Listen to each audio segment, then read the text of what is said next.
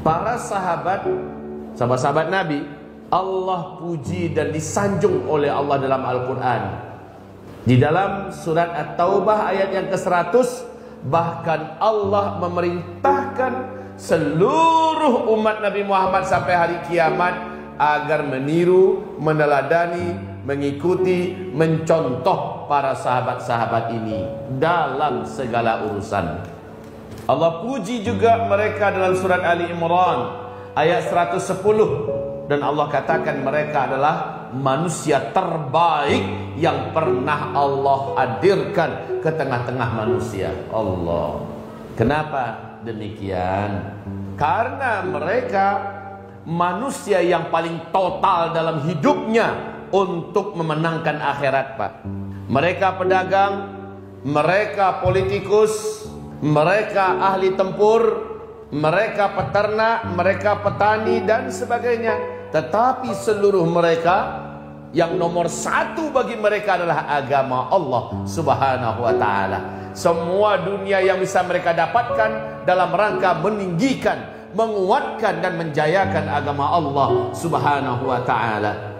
Ibadah mereka luar biasa, sedekah mereka luar biasa, zikir mereka luar biasa, apa saja amal soleh mereka luar biasa. Saat mereka berperang luar biasa, tidak takut sedikit pun betapa haus dan rindunya mereka dengan surga.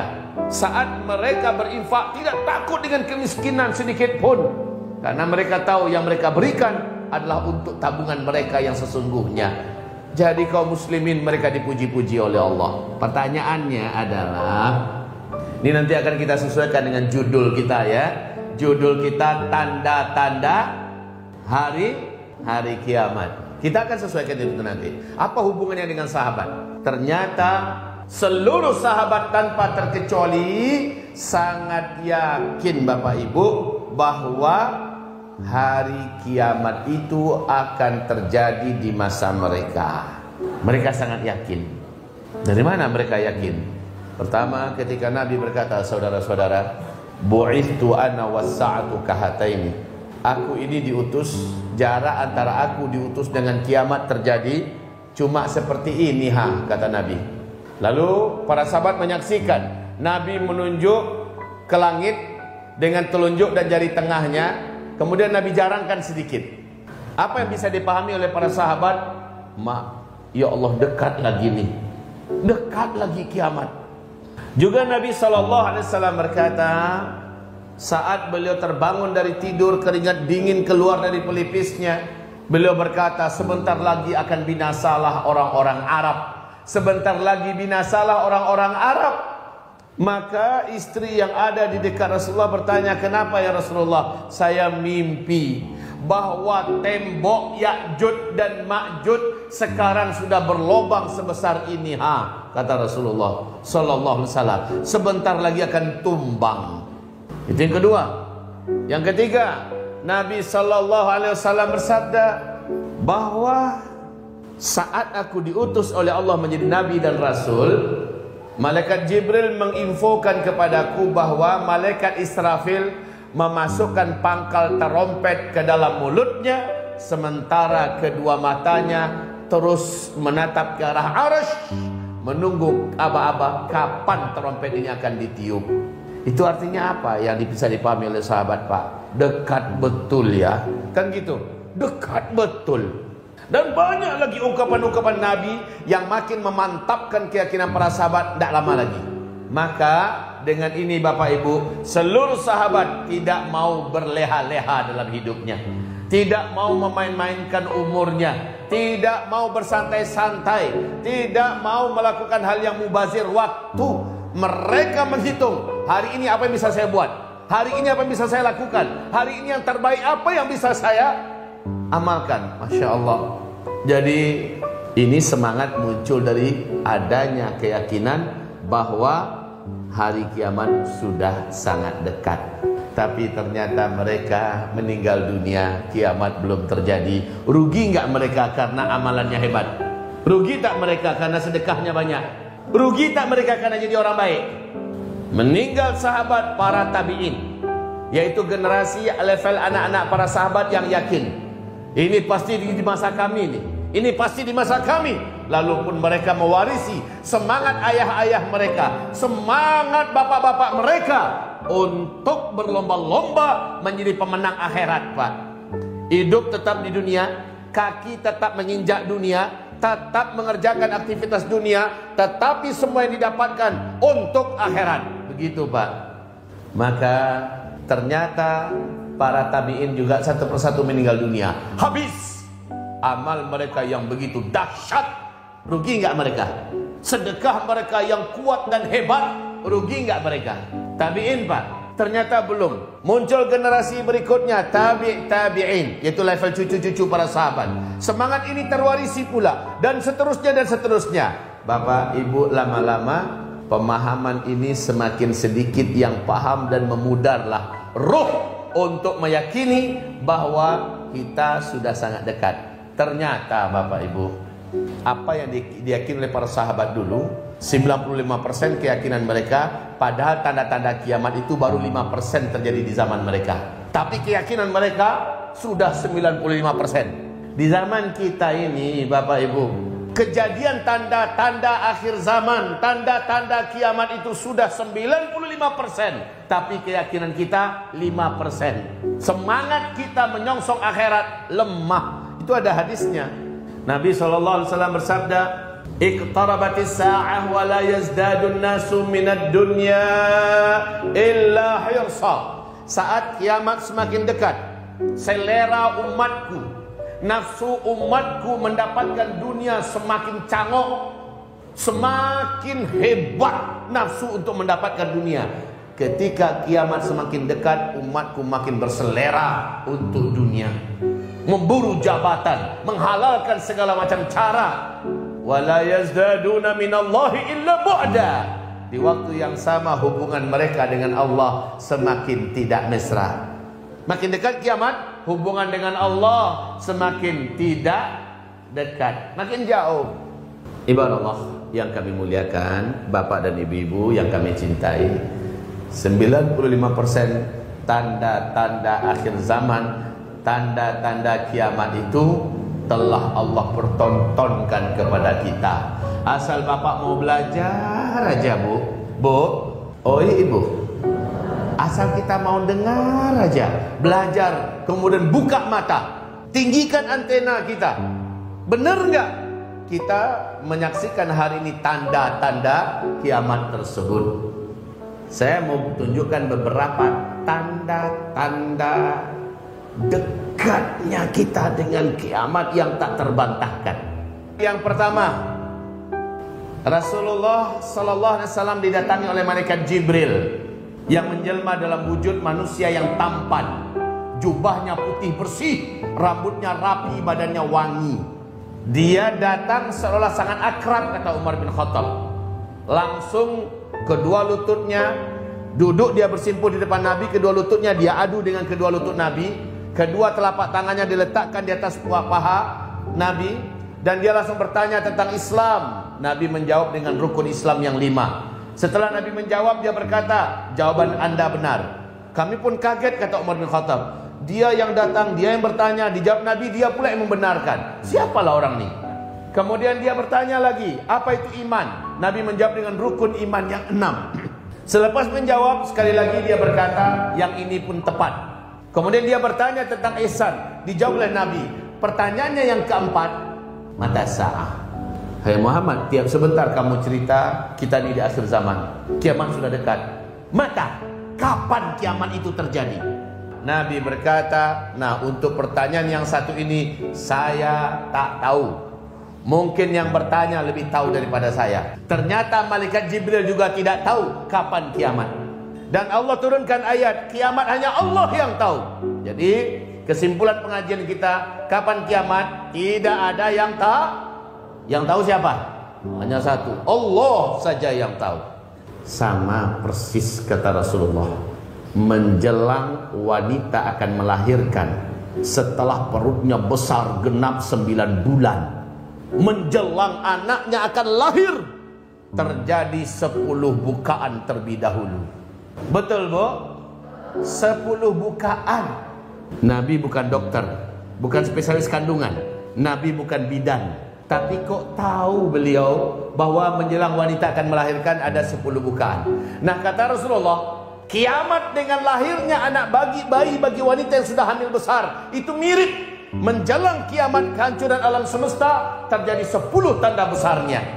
10 tanda besar kiamat ini, kata Rasulullah, harazatun manzumatun fi silk. Dia mirip seperti butir-butir marjan, 10 butir-butir marjan. Setiap butir marjan bolong di bawahnya tembus sampai ke atas, dapat dimasukkan tali. Butir marjan yang pertama, butir marjan yang kedua juga begitu, bolong di bawahnya tembus sampai ke atas, bisa disambungkan lagi tali yang tadi. Ke-10-nya bolong dan ditembuskan tali di tengah-tengahnya, sehingga mirip dengan butiran-butiran tasbih. Di bagian bawah tali dikasih simpul, Pak. Dikasih simpul sehingga 10 butiran itu tertahan. Kapan bisa keluar butiran ini? Yuqta'u silkun, ketika simpul itu dipotong, diputus, digunting, barulah meluncur butiran yang pertama. Ketika butiran pertama meluncur keluar, yang kedua kira-kira bagaimana? Menyusul apa tidak? Pakai lambat atau cepat? Cepat. Sep, langsung yang kedua, sep, yang ketiga, sep, sep, sep, sep, sep, sep. Menyusul, Pak. Jadi nggak pakai lama. Mirip dengan wanita yang mau melahirkan 10 bukaan. Jadi ketika Nabi ditanya kapan kiamat, Nabi menggeleng, saya tak tahu. Mungkin yang bertanya lebih tahu. Malaikat Jibril juga tidak tahu. Terakhir dia bertanya, ada tidak tanda-tanda bahwa kiamat itu sudah sangat dekat? Nah, kata Nabi, kalau ini pertanyaan ente, saya spesialisnya. Pertama, antalidal amatu rabataha. Kalau sudah tiba masanya, kamu akan menyaksikan wanita-wanita biasa, rakyat-rakyat jelata dari para wanita melahirkan para raja-raja yang berkuasa. Yang kedua, wa antaral hufatal uratal alata ri'asya yatatawaluna fil bunyan.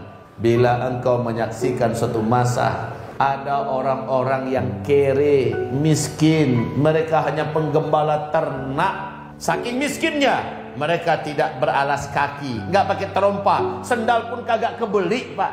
Saking miskinnya, mereka bertelanjang dada. Jangankan pakai kaos dalam, pakai kaos luar, nggak kebeli itu, sehingga mereka bertelanjang dada. Ya tatawaluna fil bunyan. Tiba-tiba saja mereka menjadi kaya raya.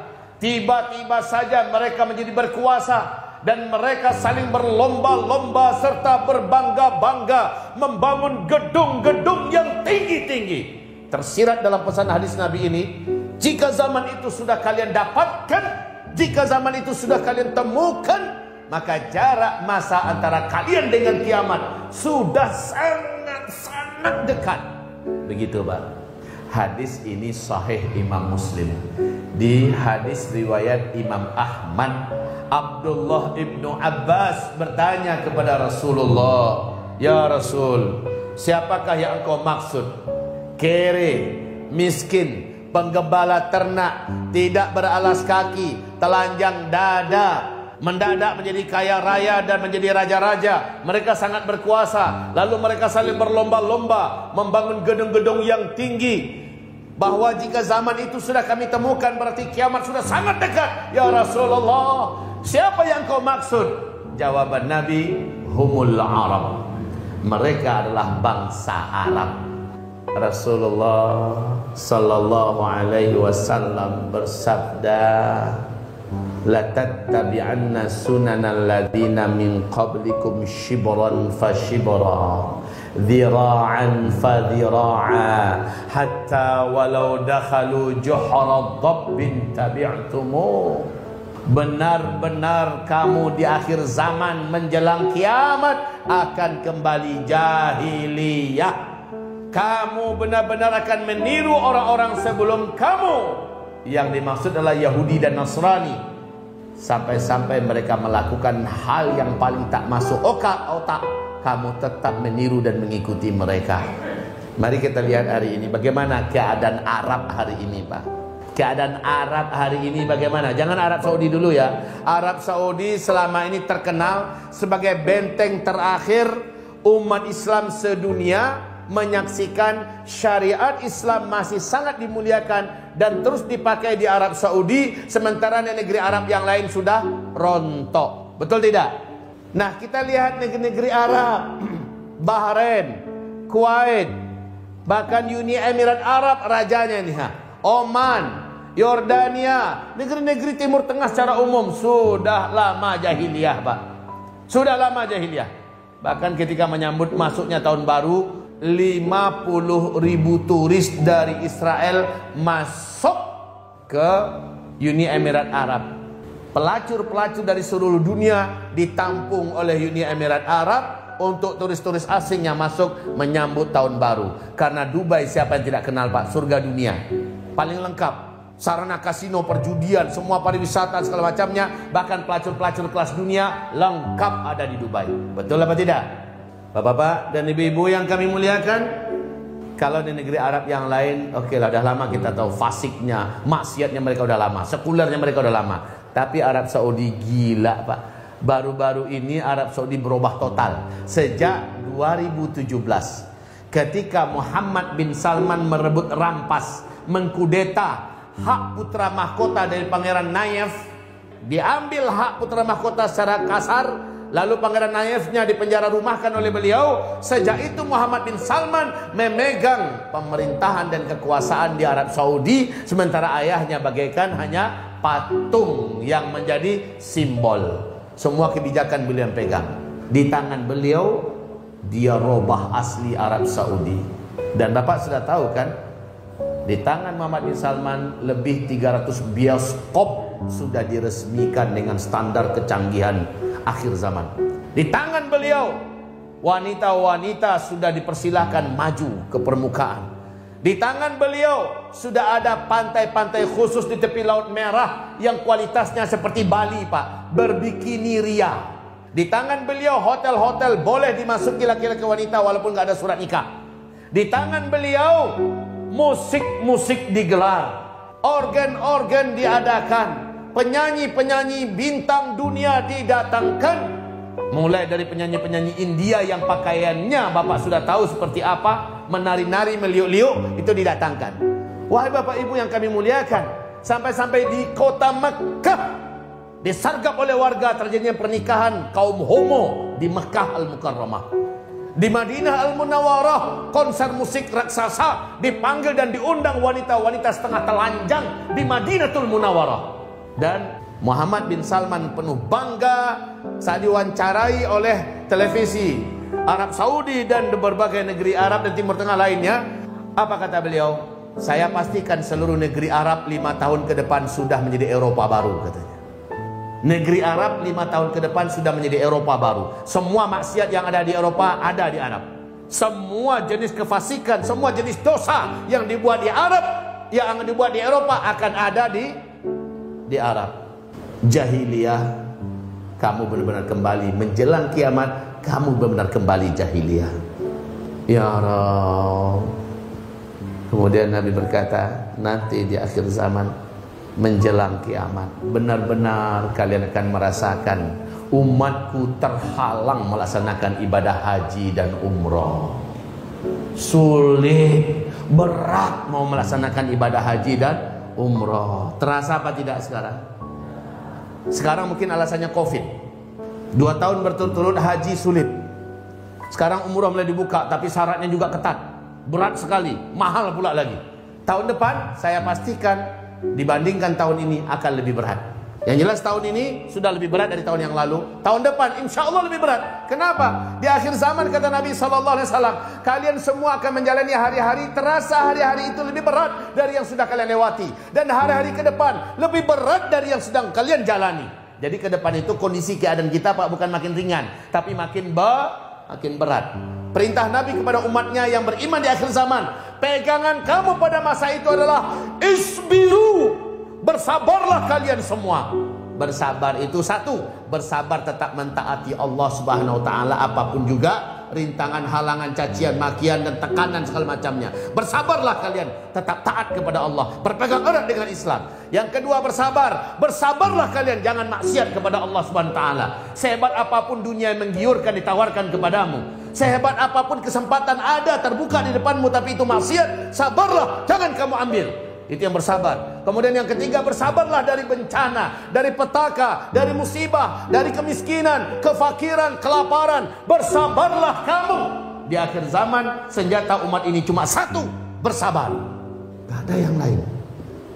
Bersabar, tetap taat, tetap menjadi muslim yang kuat. Bersabar, tidak mau berbuat maksiat, seberat apapun keadaan, sebesar apapun terbukanya pintu kesempatan, sementara itu dosa maksiat, sabar, jangan mau. Dan yang ketiga, sabar, jangan sampai kita tidak kuat menahan ujian, musibah, petaka, huru-hara dan sebagainya. Bapak-bapak dan ibu-ibu, hamba-hamba Allah yang kami muliakan, sudah berapa baru tanda-tandanya saya sebutkan? 4. Kalau dari tanda-tanda, saya rasa cukuplah dulu.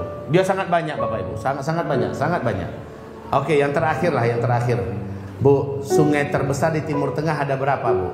Di Timur Tengah ada berapa sungai terbesar? Ada 3. Sungai Nil, Sungai Tigris, dan Sungai Eufrat.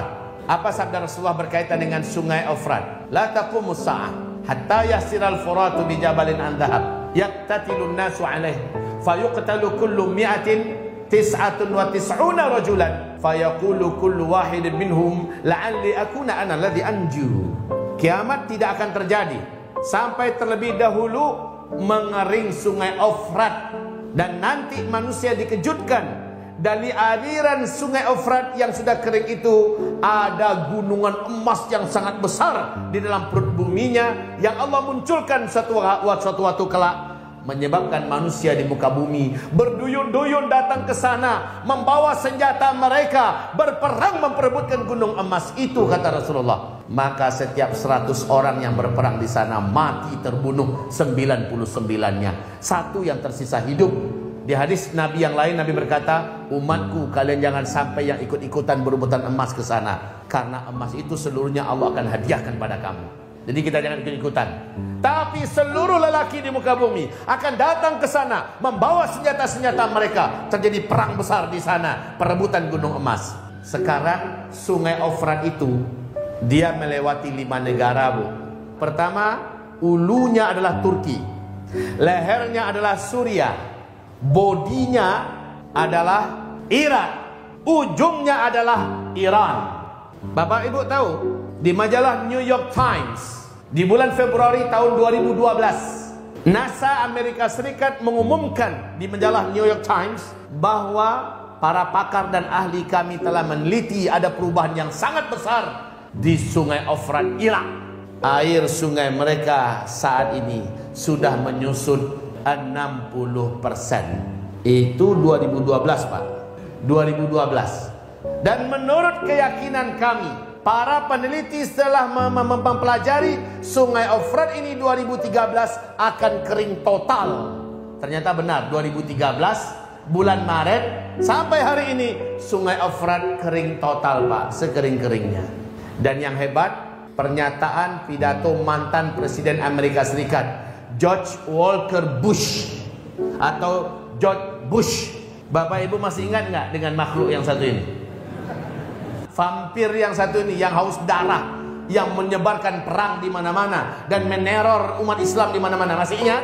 Apa kata George Bush di depan Gedung Putih? Dengan pidatonya yang penuh semangat berkata, satelit kita, katanya, maksudnya satelit Amerika Serikat ya, telah menemukan adanya potensi emas yang sangat besar di dalam perut bumi Irak. Amerika Serikat selaku polisi dunia akan memastikan emas ini tidak akan jatuh ke tangan para penjahat-penjahat di muka bumi dari manapun yang tidak bertanggung jawab. Yang penjahat itu siapa? Yang garap emas kita siapa? Yang menimbulkan perang di mana-mana siapa? Mungkin dia penjahat, tapi penjahat yang bertanggung jawabnya kali ya. Tapi yang paling penting, Amerika Serikat selaku polisi dunia akan memastikan emas itu aman dari tangan para penjahat-penjahat yang tidak bertanggung jawab. Maka dengan ini Bapak Ibu, kita tidak heran bulan April tahun 2014 Barack Obama tidak jadi menarik 350.000 pasukan darat Amerika Serikat yang berserakan di negeri-negeri Timur Tengah. Nggak jadi ditarik, Pak. Padahal secara ekonomi, keuangan yang sudah mereka keluarkan untuk membiayai tentaranya sangat besar. Tapi karena ada rencana besar mengamankan, katanya ya, gunung emas yang ada dalam perut bumi Irak. Tapi yang paling penting, wahai Bapak Ibu, coba lihat bagaimana pengumuman Amerika Serikat bahwa ditemukan gunung emas melalui satelitnya ya di dalam perut bumi Irak bersama dengan mengeringnya sungai Efrat. Ini sesuai dengan hadis Nabi sallallahu alaihi. Saya rasa cukup yang 5 ini. Kalau ada yang masih tidak mau percaya bahwa ini akhir zaman, terserahlah. Bagi saya kesimpulannya surah Al-Kahfi, faman syaa'a falyu'min wa man syaa'a falyakfur. Yang mau percaya silahkan beriman, yang tidak percaya silahkan kafir, silahkan ingkari.